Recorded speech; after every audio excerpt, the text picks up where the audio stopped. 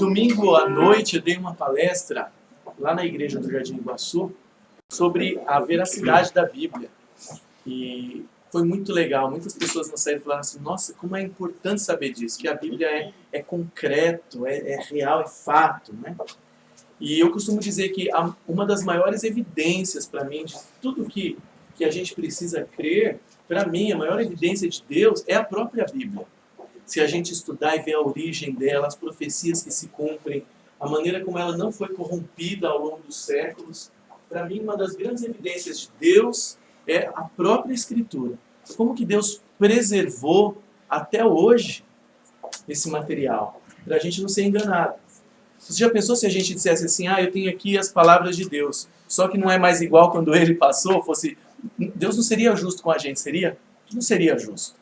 Se a gente tivesse hoje a certeza: eu estou aqui com as palavras de Deus, só que elas estão tão diferentes que eu estou enganado. E uma das grandes evidências da veracidade, do fato da Bíblia, são os manuscritos do Mar Morto, não é? Aqueles manuscritos que foram descobertos em 1947, de cópias do Velho Testamento que foram enterradas em cavernas 200 anos antes de Cristo. E na época que acharam, a mídia da época anunciou, em 1947, quem lembra?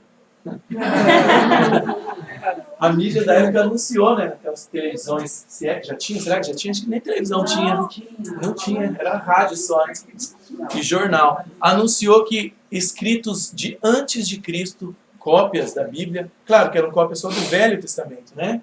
Porque o Novo, Jesus ainda ia nascer ainda para começar o Novo Testamento. Todas as cópias do Velho Testamento, menos um livro, Esther. Talvez alguns pensem: por que não tinha livro de Esther então?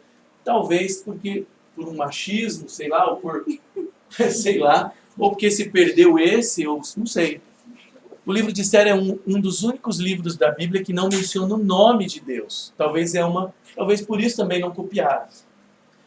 Não sabemos por quê, só não tinha o livro de Esther. Mas ele também tem atestado de que ele é antigo, você vê evidências na história. E tinha muitas cópias de vários livros e outras coisas, comentários, né, de judeus que esconderam em 11 cavernas para a posteridade. Eu acho que eles não sabiam que ia durar mais de 2000 anos até alguém achar. Olha que bom, por Deus, né? Então, em 1947 acharam, a mídia anunciou que tinham achado cópias muito antigas da Bíblia, de mais de 2000 anos, no caso do Velho Testamento, e que com certeza, alguns jornais diziam assim, com certeza, ao ser traduzido pelos especialistas, os cristãos vão ficar muito surpresos de ver que não é o mesmo livro, a mídia dizia. Porque é impossível ele estar lendo hoje um livro de Isaías, Malaquias, Jeremias, 2.300 anos depois, 2.200, e ser o mesmo. E qual não foi a surpresa? E é até hoje, estão em museus, tem em todo lugar esparramados, esses livros, esses rolos, de que é o mesmo material que a gente tem aqui. O mesmo livro de Isaías que você lê hoje é o que está nos museus aí sendo exposto. Tem vários de Isaías e de outros livros. Então, para mim, uma das maiores evidências é a gente saber desse livro. Qual é a origem, como ele foi transmitido, como ele foi preservado, quantas cópias existem. Não existe nenhuma cópia original, a gente chama de autógrafo.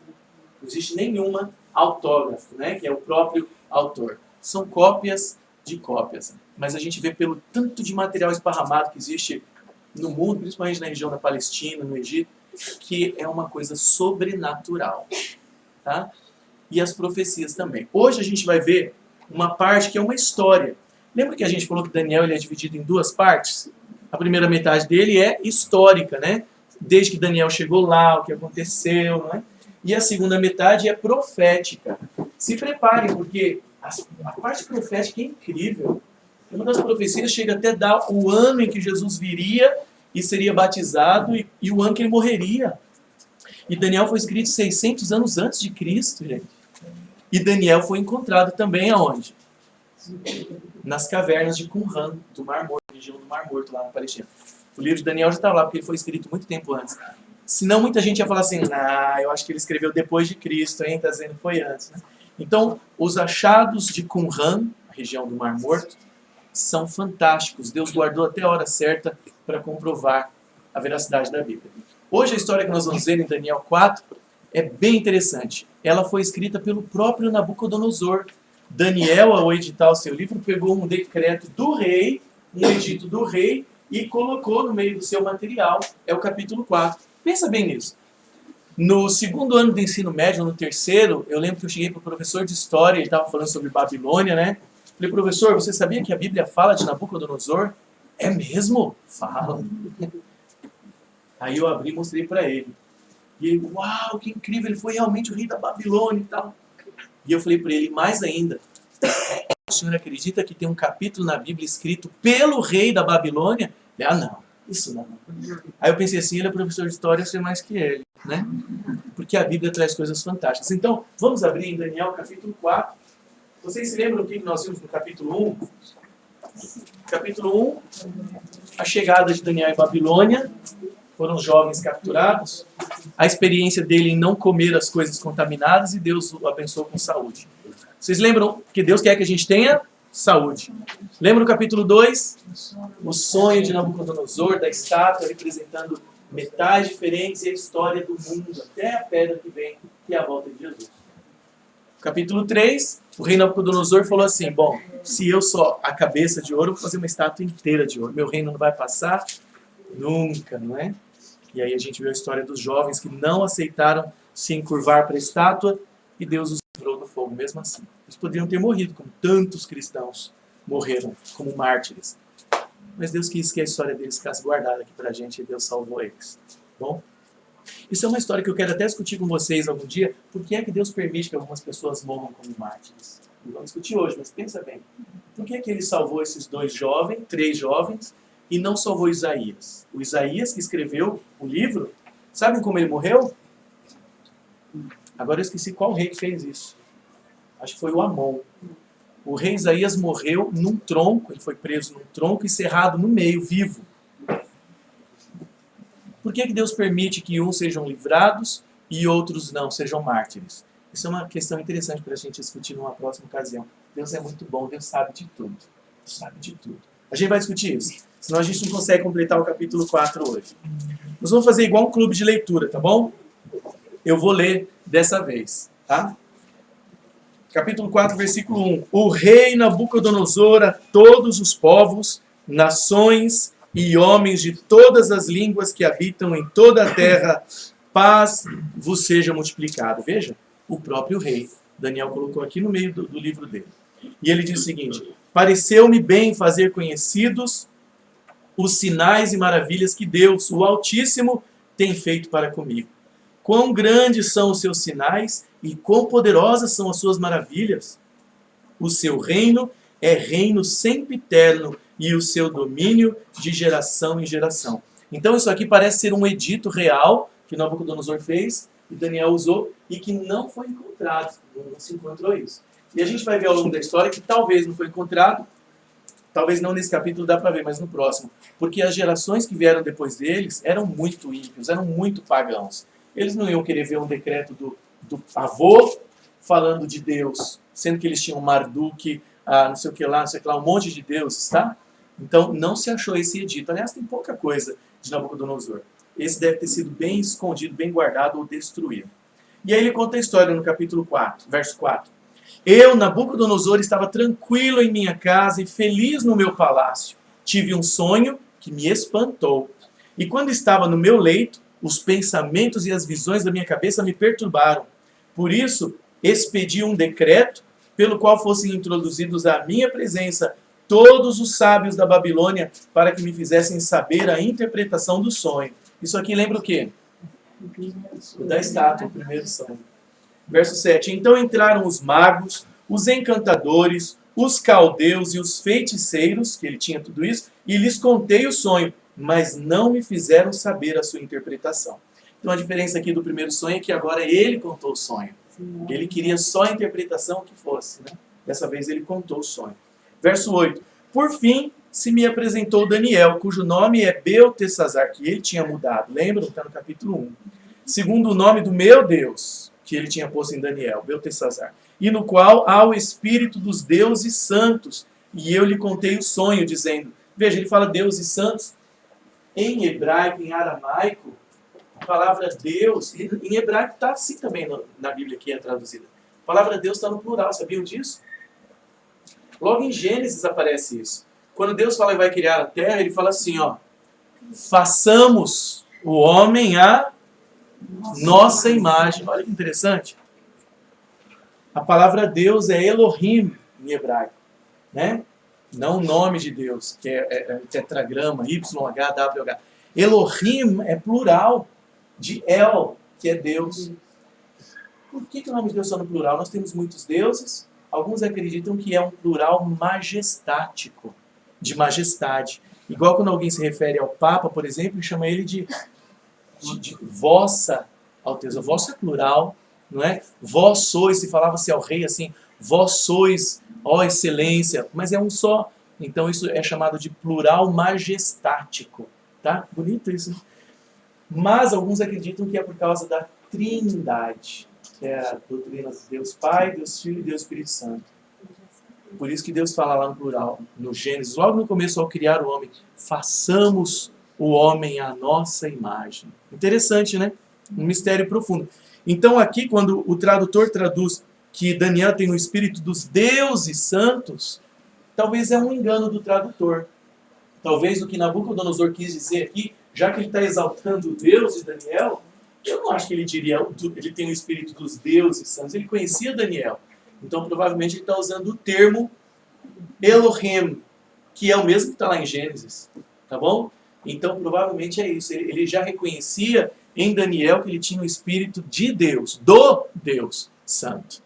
Tá? O nome de Deus aparece no Velho Testamento como Elohim. Ok? Tudo bem? E olha só. E aí, versículo 9, ele contando o sonho para Daniel. Beltesazar, chefe dos magos, eu sei que em ti há o espírito dos deuses santos, ou do Deus santo, né? Porque os outros não eram santos. E nenhum mistério te é difícil. Eis as visões do sonho que eu tive. Dize-me a sua interpretação. E ele começa a contar. Eram assim as visões da minha cabeça quando eu estava no meu leito. Eu estava olhando e vi uma árvore no meio da terra, cuja altura era grande. Crescia a árvore e se tornava forte, de maneira que a sua altura chegava até ao céu, no sonho dele. E era vista até os confins da terra. Imagina que árvore é essa. A sua folhagem era formosa e o seu fruto abundante, e havia nela sustento para todos. Debaixo dela, os animais do campo achavam sombra, e as aves do céu faziam morada nos seus ramos, e todos os seres viventes se mantinham dela.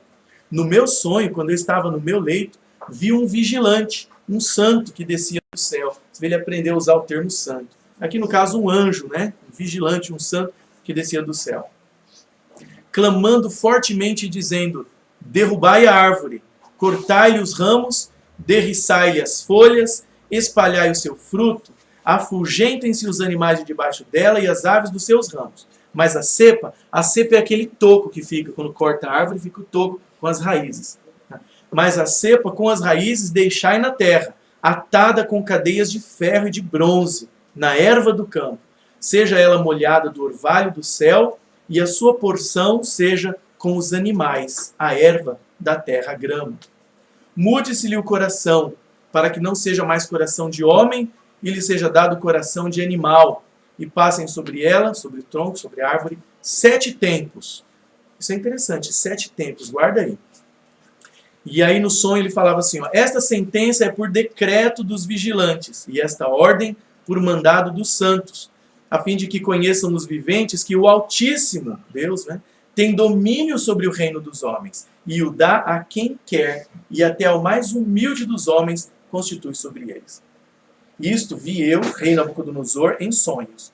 Tu, pois, ó Beltesazar, dize a interpretação, porquanto todos os sábios do meu reino não me puderam fazer a interpretação. Mas tu podes, pois há em ti o espírito dos deuses ou do Deus Santo.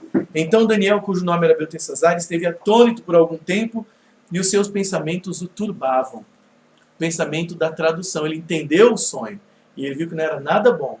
Uma árvore ser cortada, uma árvore grande, ele já falou, o rei se lascou agora. Igual quando ele falou para o rei na visão da estátua, ele falou assim, rei, a cabeça de ouro és tu. Agora ele falou assim, a árvore és tu. E a árvore seria cortada. Olha que interessante. Então ele ficou preocupado ao contar para o rei o sonho.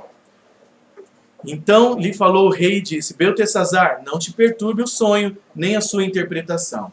Respondeu Beltesazar e disse: Senhor meu, que o sonho seja contra os que te odeiam, e a sua interpretação para os teus inimigos.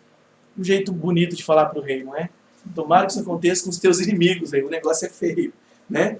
Versículo 20. A árvore que viste, que cresceu e se tornou forte, cuja altura chegou até o céu, e que foi vista por toda a terra, cuja folhagem era formosa e o seu fruto abundante, e em que para todos havia sustento, debaixo da qual os animais do campo achavam sombra, e em cujos ramos as aves do céu faziam morada, és tu, ó rei, que cresceste e vieste a ser forte. A tua grandeza cresceu e chega até ao céu. Um exagero, né, coloquial aqui. E o teu domínio até a extremidade da terra. Era um império babilônico.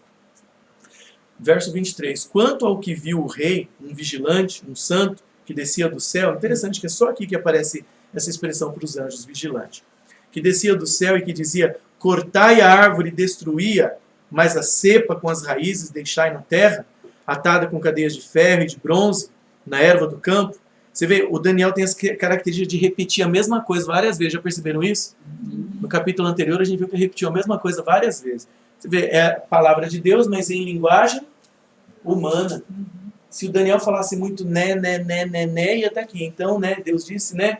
Então, essa é uma característica da Bíblia que eu acho fantástica.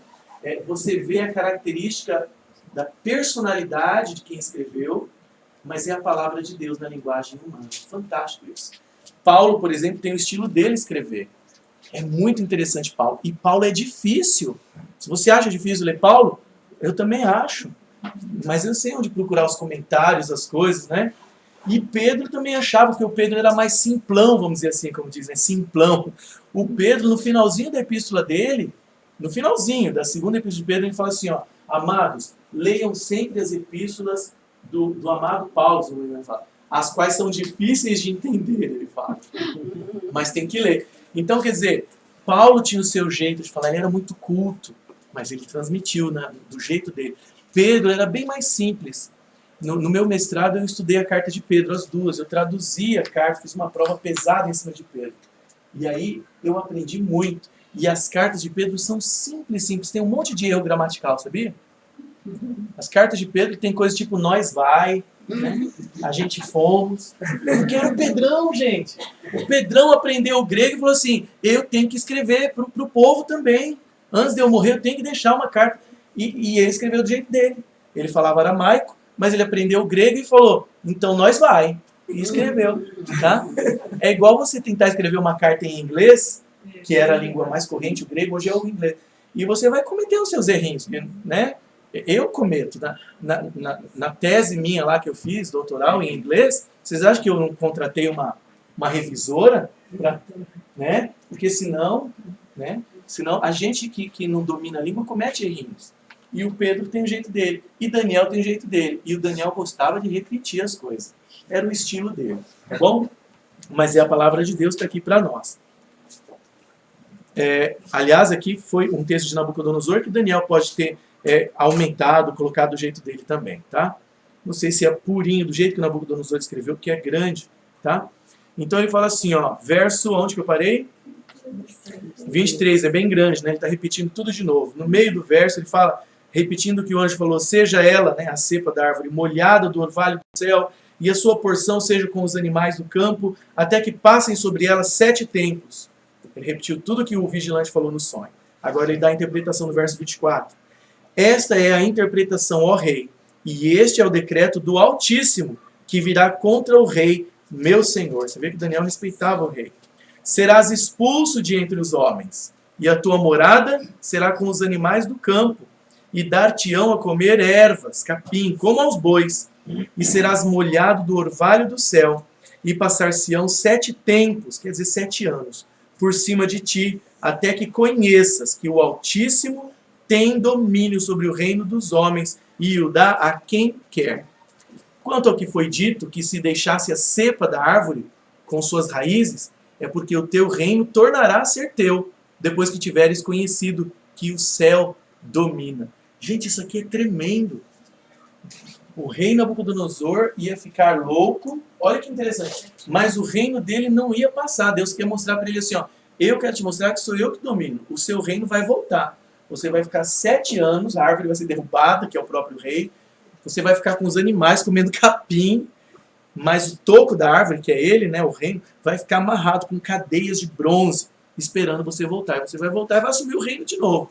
Para você reconhecer que é Deus quem domina os reinos.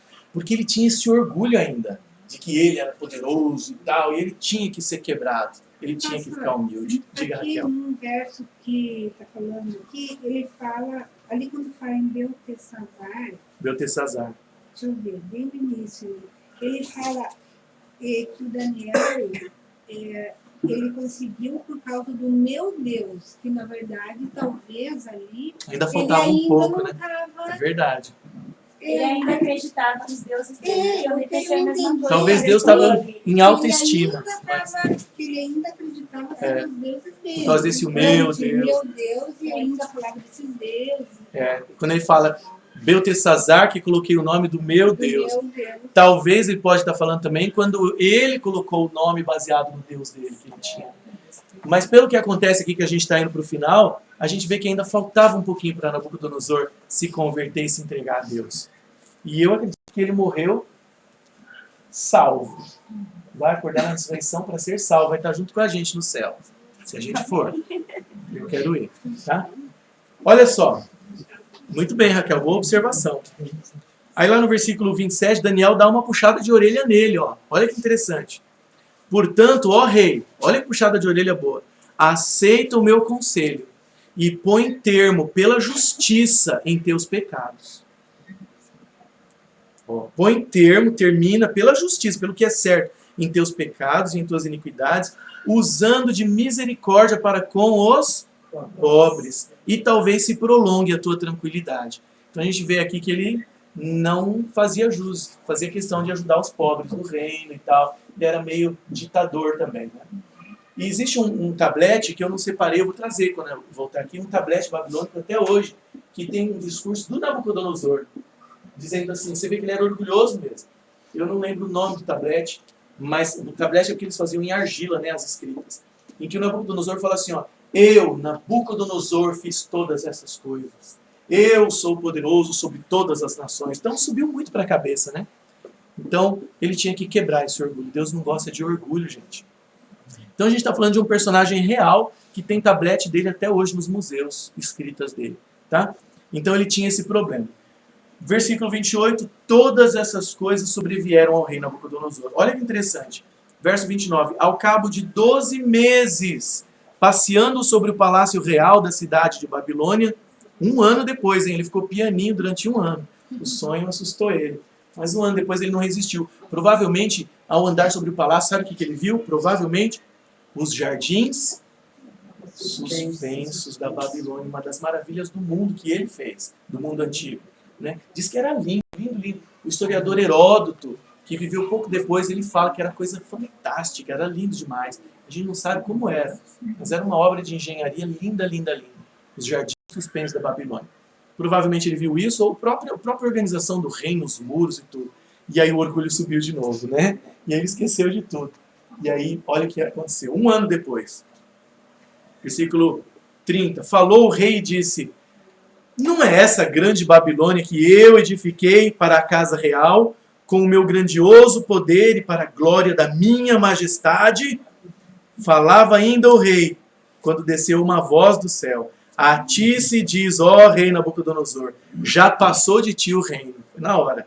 Serás expulso dentre os homens, e a tua morada será com os animais do campo, e far-te-ão comer ervas como os bois, e passar-se-ão 7 tempos, 7 anos, por cima de ti, até que aprendas que o Altíssimo tem domínio sobre o reino dos homens, e o dá a quem quer. No mesmo instante se cumpriu a palavra sobre Nabucodonosor, e foi expulso de entre os homens, e passou a comer erva como os bois.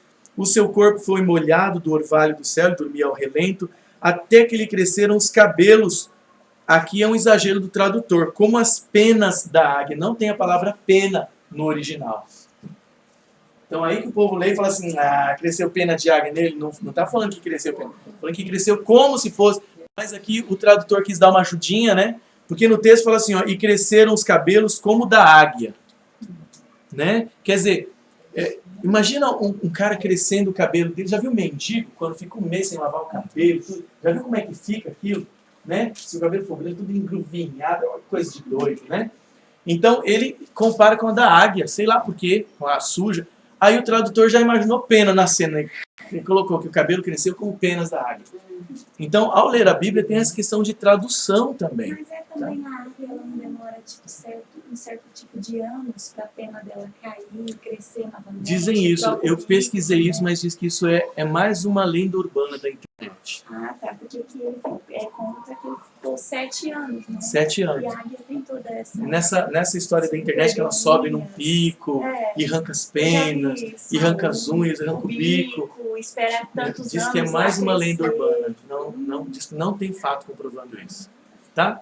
E aí, no caso, diz que ela faz, né, nessa história, 40 anos. Quando ela tem 40 anos de idade, ela faz essa renovação, né? Mas eu pesquisei, eu achei interessante e vi que é uma lenda urbana. Tá? E no caso de Nabucodonosor foi 7 anos. 7 anos, um período bem menor. Mas boa observação, que faz pensar nisso mesmo. Então diz que lhe cresceram os cabelos como da águia, né? Talvez a águia toda com a pena já toda detonadinha lá. E as suas unhas como as das aves. A minha unha, eu não sei a sua, mas a minha cresce muito rápido. Eu detesto ficar lá de novo cortando unha. É muito rápido, né? Agora, já pensou você ficar 7 anos sem cortar unha? Já viram o Zé do Caixão? Coisa horrível, né?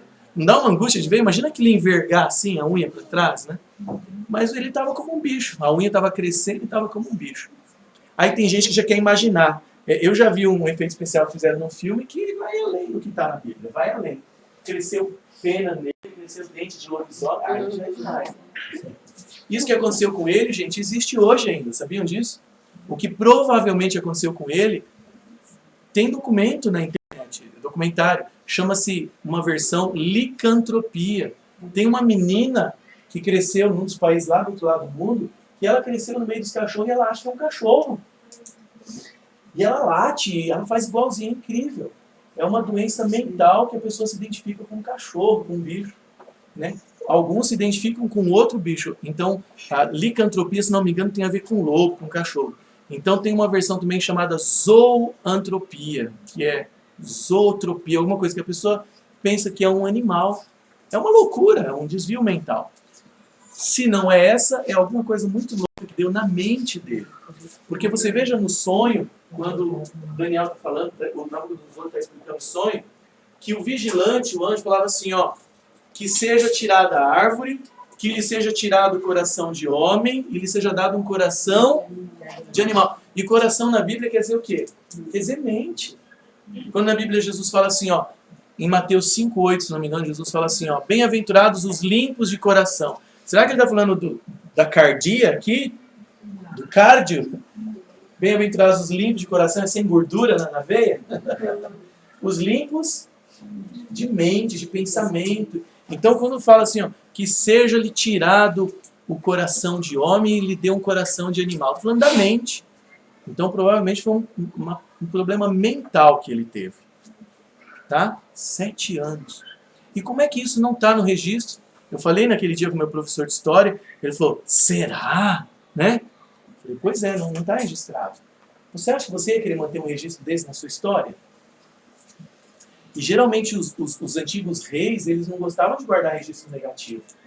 Você sabia que a Hatshepsut, a rainha egípcia, ela provavelmente foi a mãe adotiva de Moisés, provavelmente. A cronologia chega perto dela. Alguma coisa aconteceu com ela que eles ficaram com tanta raiva dela que todos os monumentos dela na parede está tudo arrancado. Você percebe que foi tudo batido nas fotos, tudo arrancado assim com... Essa não é minha área. Como que é o nome daquele pregão que você põe embaixo com o martelo assim para tirar um negócio? Talhadeira. Talhadeira, isso aí, obrigado. Então você foi arrancado do talhadeira, várias imagens dela. Por quê? Porque o Egito não queria deixar registrado, talvez uma traidora. Eles apagavam da história as coisas negativas. Tá? Então talvez tentaram apagar isso também dele. Tá? Não consta. Quem sabe um dia achem. Já pensou se um dia acharem? Aí será que vai ter gente que vai acreditar na Bíblia? Eu acho que não. Porque se a pessoa não tem um coração propenso a acreditar, ela não acredita com nada. Tem o filme do Indiana Jones que acharam a arca perdida. Não tem? Aí um dia alguém falou assim para mim, pastor, já pensou se um dia alguém achar a arca perdida? Porque ela está escondida em algum lugar. Os registros judaicos dizem que antes de Jerusalém ser destruída por Nabucodonosor, porque na Bíblia diz que ele levou todos os castiçais do templo, de Deus, tudo, mas não levou a arca. A arca sumiu. Então os registros judaicos dizem que almas piedosas esconderam a arca numa caverna. E ela está escondida até hoje, provavelmente. Ou alguém achou e já derreteu ela, sei lá. Né? Então, alguém me disse assim, já pensou se um dia acharem essa arca, o povo vai se... Vai nada. Sabe o que Jesus falou na parábola do rico e Lázaro? Jesus falou assim, ó, ainda que um morto ressuscite, se eles não ouvem Moisés e os profetas quer dizer o quê? A Bíblia. Jesus fala assim, ó, se não ouvem Moisés e os profetas, a Bíblia, ainda que um morto ressuscite, não vão acreditar. Tá? Então pode achar esse edito do rei Nabucodonosor, pode achar a arca lá que o Indiana Jones achou no filme, mas ela está escondida, né? A gente precisa ter raiz na própria palavra, senão nada adianta. Tá? Eu fechei aqui, mas falta terminar. Essa história tem um final feliz, ainda bem. Tá? Lá no versículo... Ok, a gente leu o 31, né? No final, ele fala, já se passou de ti o reino. Vemos o 32, 33. No mesmo instante que se cumpriu, vamos ler de novo, a palavra sobre Nabucodonosor, e foi expulso de entre os homens, e passou a comer erva como os bois, e o seu corpo foi molhado do orvalho do céu, até que lhe cresceram os cabelos como da águia, não penas da águia, e as suas unhas como as das aves. Mas ao fim daqueles dias, eu, Nabucodonosor, ele mesmo falando, levantei os olhos ao céu, tornou-me a vir o entendimento. Você vê? Então o problema foi mental. Tornou-me a vir o entendimento e eu bendisse o Altíssimo e louvei e glorifiquei ao que vive para sempre, cujo domínio é sempre eterno e cujo reino é de geração em geração. E olha o que ele fala, todos os moradores da terra são por ele reputados em nada. Se for comparar, não é? A gente não é nada.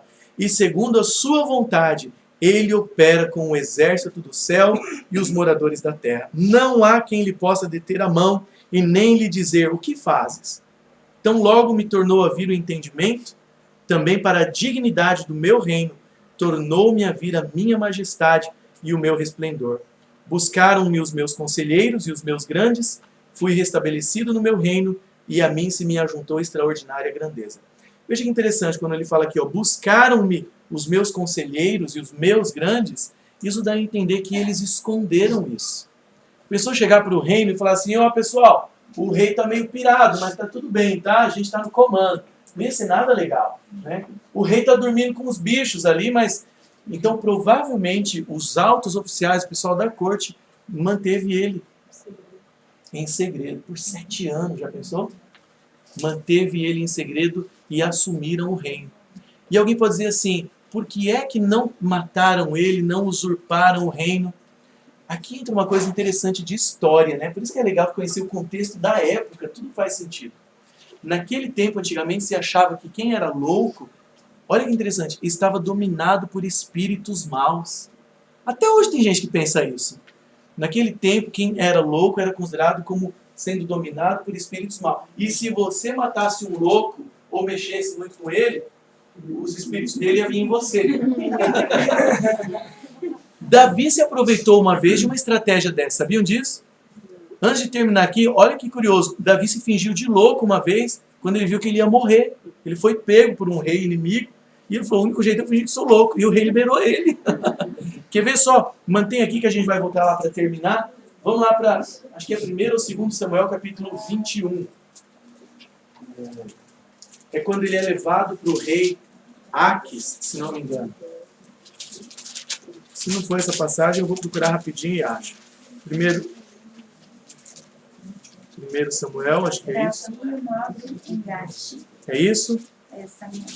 Alguém me falou alguma coisa? Eu acho que é o 1º. É 21 é 27. Deixa eu ver quando eu...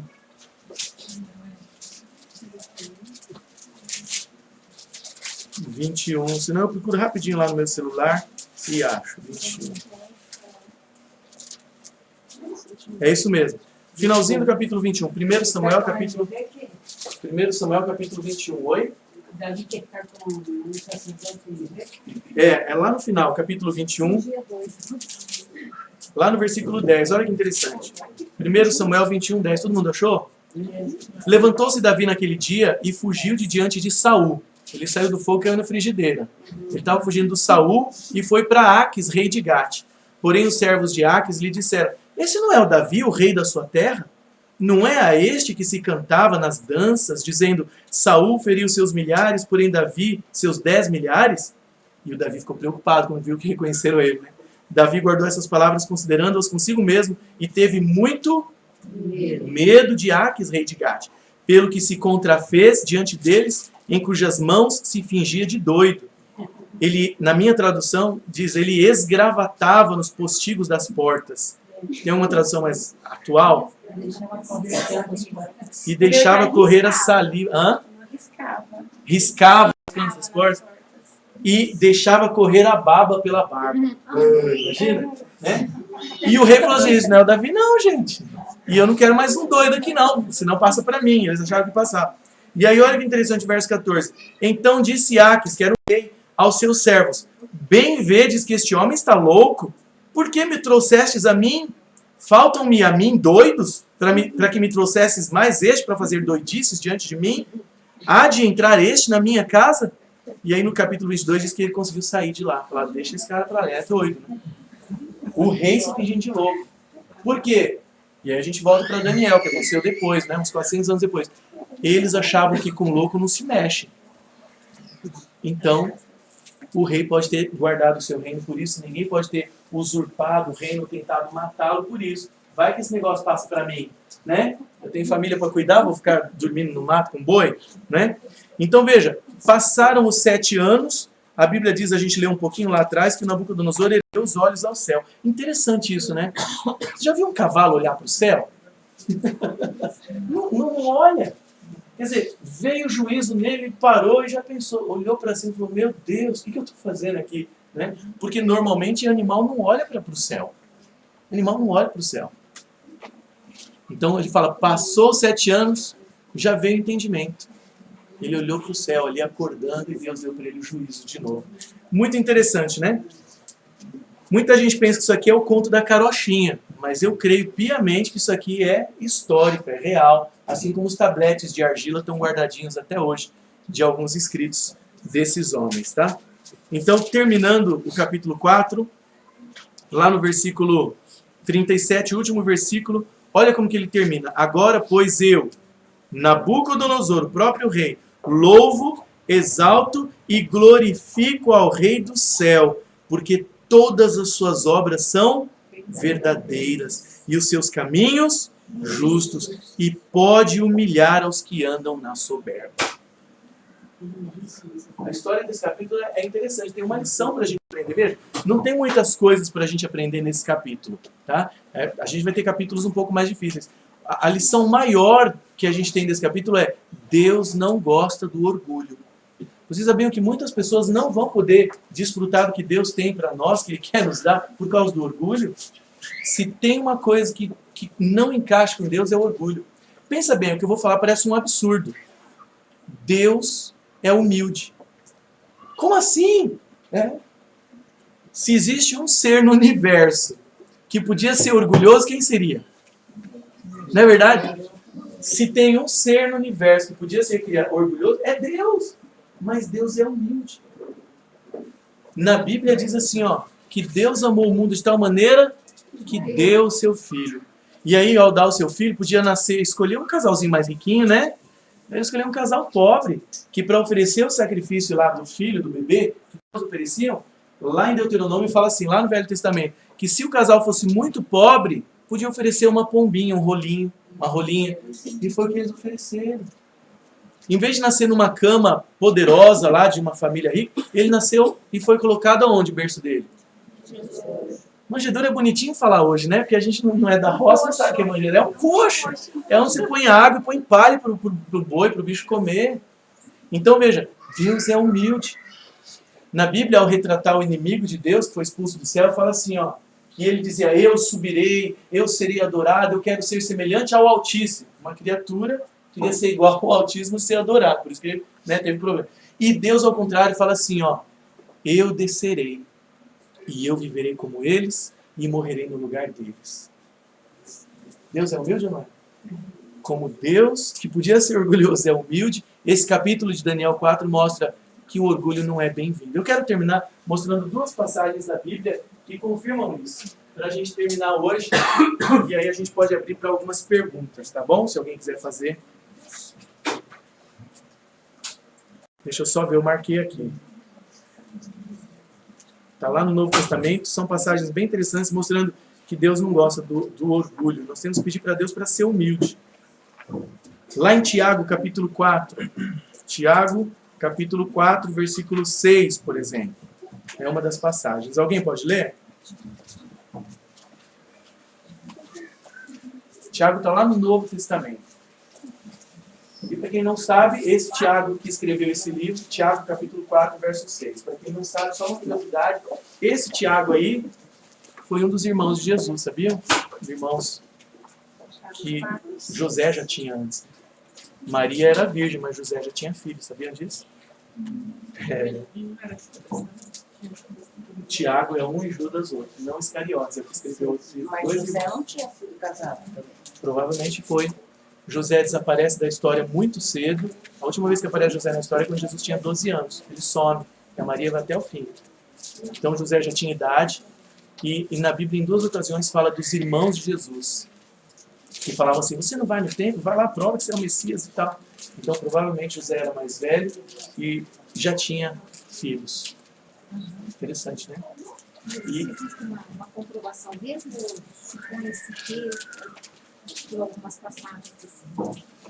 mais passagens, eu vou separar, vou tentar trazer no outro estudo, tá bom? Porque de cabeça eu não lembro aqui agora, tá? Mas é uma curiosidade interessante. Maria não, Maria era jovem, era moça, era virgem e provavelmente tinha uns 15 anos de idade, era a idade com que as moças se casavam naquele tempo. Ela tinha uns 14, 15 anos de idade, incrível. Isso que você falou que quando Jesus tinha uns 12 anos, você não sabe, né? É a última vez que ele aparece na Seria história. porque ele teria morrido? Talvez porque ele já era mais velho, né? Então ele talvez morreu bem antes de Maria, tá? Tanto é que quando Jesus morre também, ele pede para João cuidar de Maria, porque ela já não tinha mais marido. Ela era viúva, tá? Tiago 4,6. Alguém pode ler? Falando de Deus ali. Antes ele dá maior graça pelo que diz.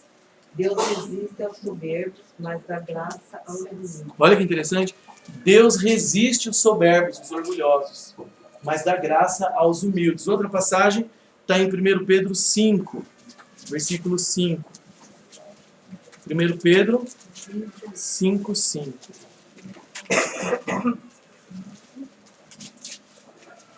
Aqui ele está dando uma instrução para os jovens também, para todos nós, né? 1 Pedro 5, 5. Da mesma forma, os jovens, sujeitem-se aos mais velhos, sejam todos humildes uns para com os outros.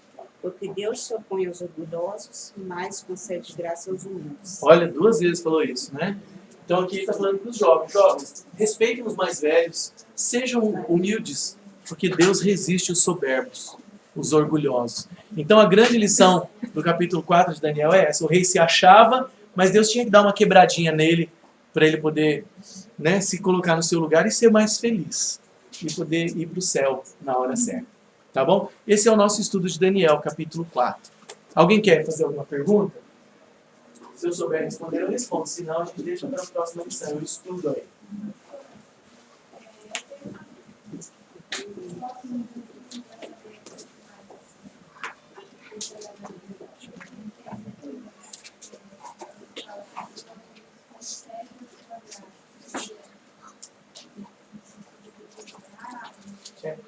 Essa graça de Deus, graça quer dizer o seguinte: graça quer dizer um favor imerecido.